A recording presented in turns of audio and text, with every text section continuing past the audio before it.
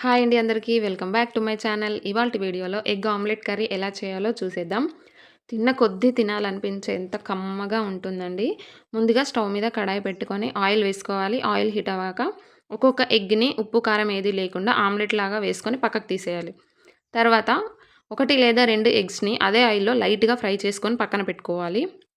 తర్వాత స్టవ్ మీద కడాయి పెట్టి 2 టేబుల్ స్పూన్ల ఆయిల్ వేసుకొని, ఆయిల్ హీట్ అయ్యాక 3 లవంగాలు, 2 యాలకులు, ఒక చిన్న దాల్చిన చెక్క, 2 బిర్యానీ ఆకులు, కొంచెం జీలకర్ర వేసుకోవాలి. తర్వాత సన్నగా తరిగిన ఉల్లిపాయ ముక్క, పచ్చిమిర్చి ముక్కలు వేసుకొని కొద్దిగా ఫ్రై చేసుకోవాలి. తర్వాత సన్నగా తరిగిన కొత్తిమీర, పుదీనా వేసుకొని ఫ్రై చేసుకోవాలి. ఇప్పుడు అల్లం వెల్లుల్లి పేస్ట్ వేసి పచ్చివాసన పోయేదాకా మంచిగా ఫ్రై చేస్తూ ఉండాలి. ఇప్పుడు బాగా సన్నగా తరిగిన 2 పెద్ద సైజు ఉల్లిపాయలు, సన్నగా తరిగిన టమాటా ముక్కలు వేసుకోవాలి. ఎంత చిన్నగా తరిగితే అంత టేస్ట్ ఉంటుందండి. ఇప్పుడు అందులోనికి చిటికెడు పసుపు వేసుకోవాలి. తర్వాత మూత పెట్టుకొని కాసేపు మగ్గనివ్వాలి వాటిని.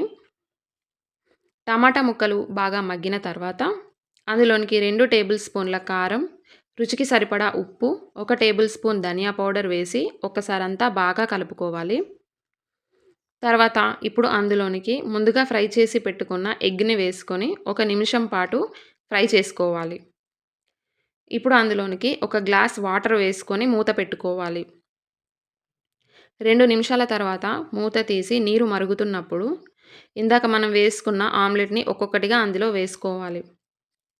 నీరు ఇంకిన తర్వాత 1 టీ స్పూన్ గరం మసాలా వేసి నిమిషం పాటు లో ఫ్లేమ్‌లో ఉంచాలి. ఫైనల్‌గా సన్నగా తరిగిన కొత్తిమీర వేసుకోవాలి.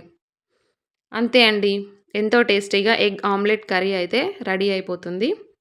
నిజంగా ఎప్పుడూ తినేదానికంటే ఒక ముద్ద ఎక్కువగానే తినాలనిపిస్తుందండి. అంత టేస్ట్ బావుంటుంది.